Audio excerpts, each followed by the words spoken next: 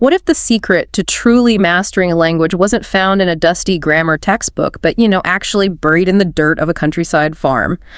I mean, are you completely exhausted by crowded, noisy, big city hotels and dreaming of a quiet, green escape? Oh, I know. I definitely am. Right.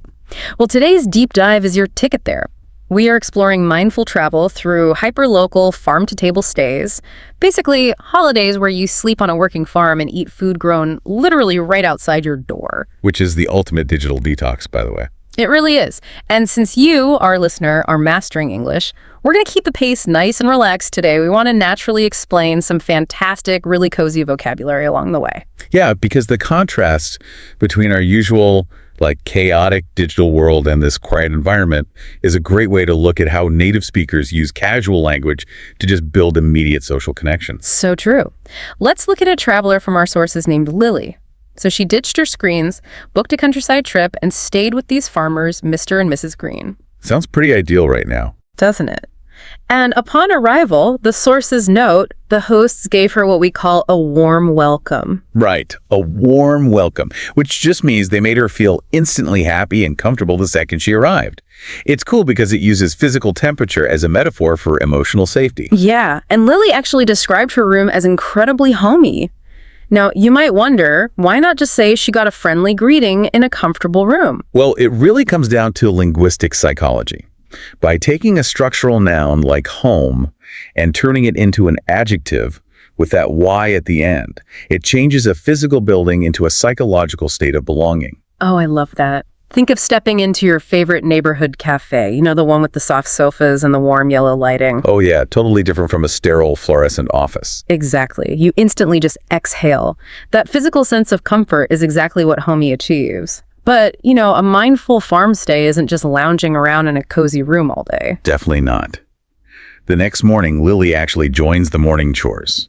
She puts on her boots to get her hands dirty. Get her hands dirty. Wait, if getting your hands dirty is a positive thing here, why do we sometimes use the phrase dirty work to describe something unethical? How do we know which is which? Oh, that is such a crucial distinction. So dirty work implies hiding something underhanded. But getting your hands dirty comes straight from agricultural roots. Oh, I see. Yeah, it evolved from literal farming necessity into a modern idiom for taking initiative. It means doing the hard physical labor yourself instead of just observing or managing from afar. Which makes so much sense. And honestly, mastering a language requires the exact same approach. You have to get your hands dirty. You really do. You can't just stare at a textbook. You have to actually practice speaking, make mistakes, and jump in until the words become a natural reflex. Which is exactly what Lily did on the farm. She was out there harvesting, which means pulling crops straight from the garden. Wow, that sounds so grounding. It is. She even ate a strawberry that was freshly picked.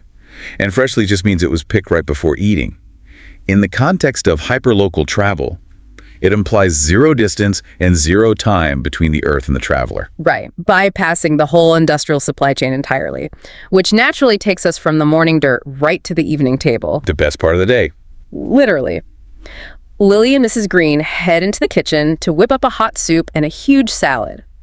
But why do we say whip up instead of, say, prepare? Well, using a phrasal verb like whip up instantly changes the social dynamic. It basically means to make food very quickly and easily. Ah, so prepare sounds maybe too formal. Exactly. Prepare sounds like a chef in a sterile commercial kitchen. Whip up strips away that formality and implies effortless, collaborative skill. Making it a true home-cooked meal. Yes. And that distinction is the very foundation of farm-to-table eating. A home-cooked meal is made with love and fresh ingredients, totally different from typical restaurant food. It carries the feeling of shared time and care rather than just a financial transaction.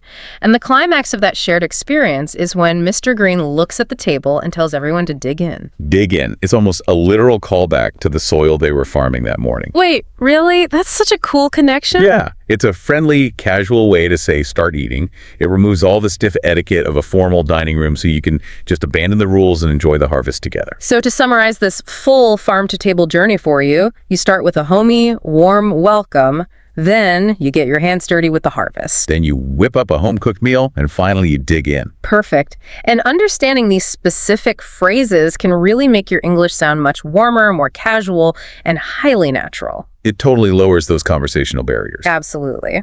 So I have to ask, if you were to book a farm-to-table stay tomorrow, what is the very first freshly picked food you would want to harvest and whip up for dinner?